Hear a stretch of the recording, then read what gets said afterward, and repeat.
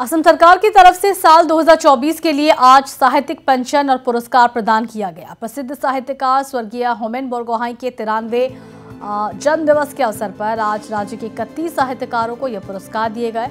28 साहित्यकारों को साहित्यिक पुरस्कार और 3 को पेंशन प्रदान किया गया। गुवाहाटी विश्वविद्यालय के फणिधर दत्त सभागार में सीएम हेमंत बिश्व शर्मा ने यह पुरस्कार प्रदान किए। सरकारी पेंशन हासिल करने वालों को प्रशस्ति पत्र और पुरस्कार हासिल करने वालों को 50,000 रुपए की एक मुश्त राशि प्रदान की गई।